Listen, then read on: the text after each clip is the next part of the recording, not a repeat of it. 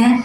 Aswaja pengertiannya sendiri yaitu berasal dari kata ahli sunnah wal jamaah. Nah, ahli sunnah wal jamaah disimpulkan atau di dalam bentuk istilah sendiri yaitu jamaah, yaitu kaum yang berpegang teguh kepada itikad dan amaliyahnya, amaliyah Nabi Muhammad SAW dan para sahabat.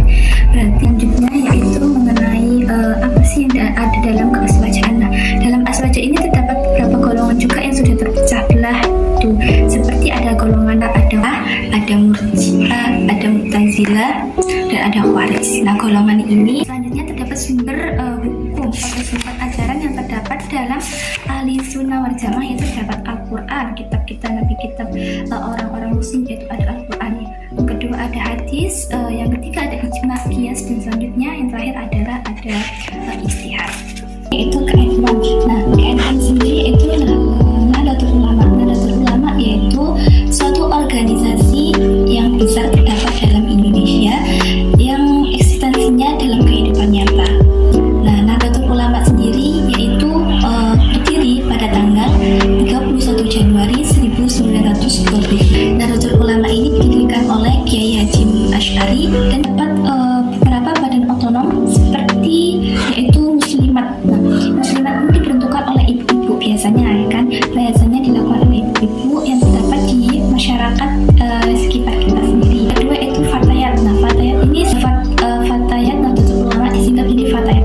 Ini biasanya diperuntukkan oleh ibu-ibu yang berusia maksimal 40 tahun.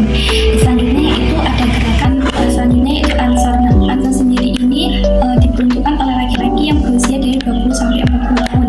Setelah terdapat Ansor, gerakan pemuda Ansor ini terdapat ikatan pelajar Nahdlatul Ulama atau biasa yang disebut dengan Ibnu. Nah, Ibnu sendiri ini diperuntukkan oleh laki-laki yang berusia 13 sampai 24 tahun. Ini kan selanjutnya yaitu Ibnu IPPNU.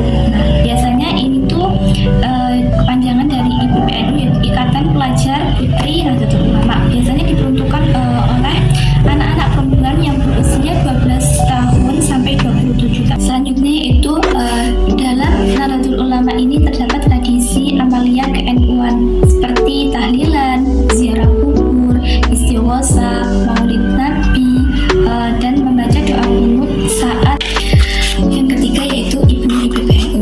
Apa sih itu Ibnu IPPNU? Nah, Ibnu IPPNU yaitu organisasi keterpelajaran atau pegadaian perjuangan yang mempunyai nilai aswaja.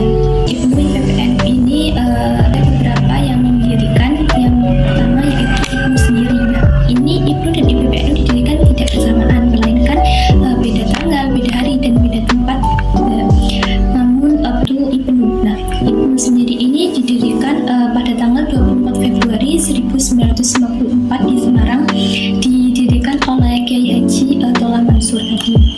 Nah, yang kedua yaitu IPPNU sendiri ini ternyata dipelopori oleh Ibu Haji Umroh Mahfudoh. Nah, tepatnya itu pada tanggal 2 Maret 1955 yang didirikan di Malang.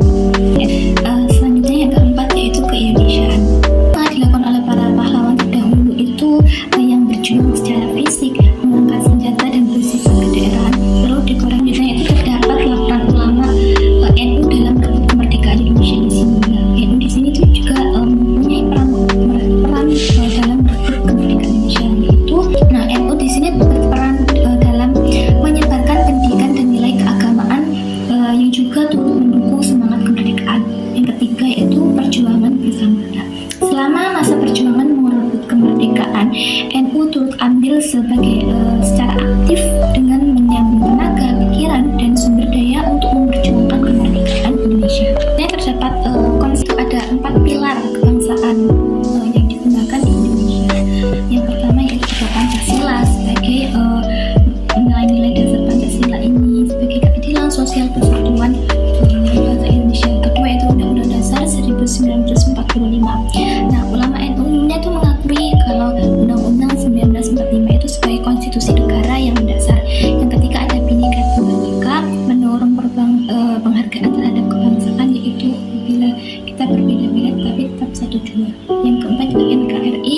Nah, ulama NU itu mendukung konsep NKRI sebagai eksistensi politik yang utuh dan tidak terpisah. Selanjutnya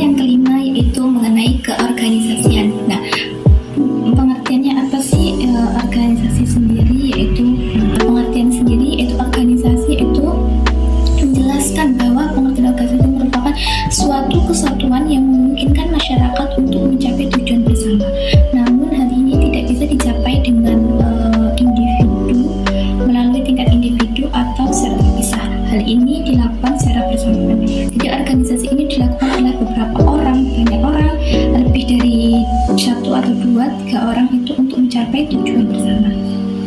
Di sini terdapat jenis-jenis organisasi. Yang pertama yaitu jenis organisasi dari aspek kepemimpinan, dari aspek pemimpin. Yang kedua, jenis organisasi dari aspek keresmian. 3, jenis organisasi dari aspek tujuan. Keempat, jenis organisasi dari aspek kewilayahan.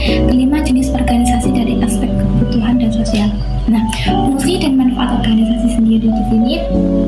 Fungsi dan manfaat organisasi di sini dalam kehidupan sehari-hari, fungsinya ada 4. Yang pertama yaitu artikulasi dan akuisisi. Nah, bermakna organisasi ini sebagai wadah dalam penyampaian aspirasi atau juga gagasan untuk kepentingan bersama. Yang kedua yaitu norma. Organisasi ini berperan sebagai aktor dalam menetapkan dan penetapan prinsip-prinsip dan norma-norma yang berlaku. Yang ketiga yaitu rekrutme. Rekrutme yaitu organisasi internasional menunjang fungsi penting untuk menarik dan merekrut partisipasi dalam sistem. Yang keempat yaitu sosialisasi. Nah, sosialisasi ini berfungsi upaya sistematis untuk mentransfer nilai-nilai kepada seluruh anggota sistem. Mengikuti organisasi itu melatih jiwa leadership, memperluas relasi atau pengalaman, belajar untuk bekerja dalam tim, membangun jati diri dan karakter, meningkatkan wawasan dan pengetahuan, belajar manajemen waktu, belajar membuat keputusan cepat dan tepat.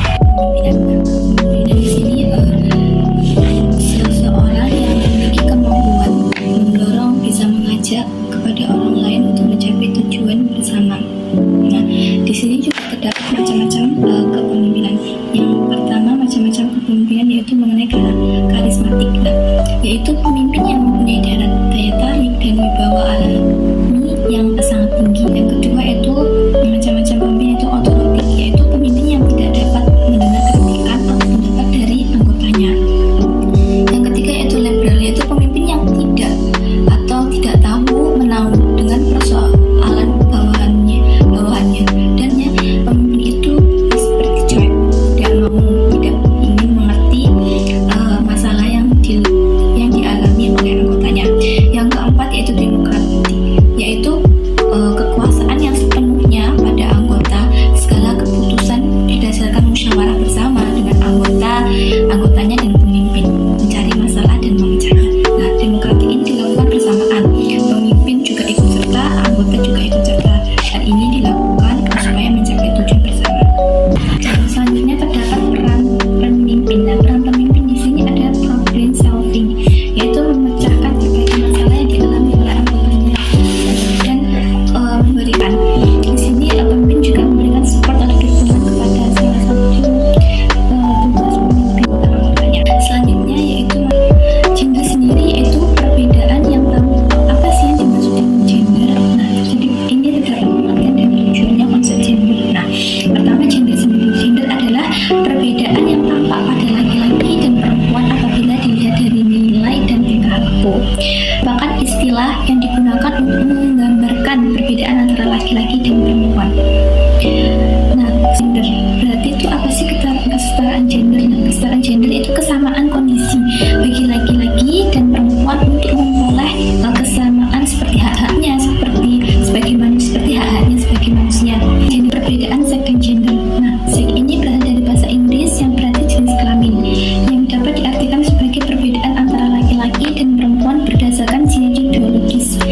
Nah, sedangkan gender yaitu perbedaan antara laki-laki dan perempuan yang berdasarkan sisi non biologis. Itulah perbedaan antara seks dan gender. Materi yang ke-8 yaitu mengenai logika dasar. Nah, logika dasar yaitu artinya berpikir kritis. Nah, di sini yang dimaksud itu ada mempelajari cara berpikir yang benar dan sistematis. Nah, logika ini digunakan untuk mengevaluasi apakah surat pernyataan atau argumen itu valid, dan masuk akal. Nah, secara sederhana logika itu membantu kita tuh membedakan mana yang benar dan mana yang salah berdasarkan penalaran, bukan hanya perasaan atau pendapat. Ya, ini berdasarkan penalaran.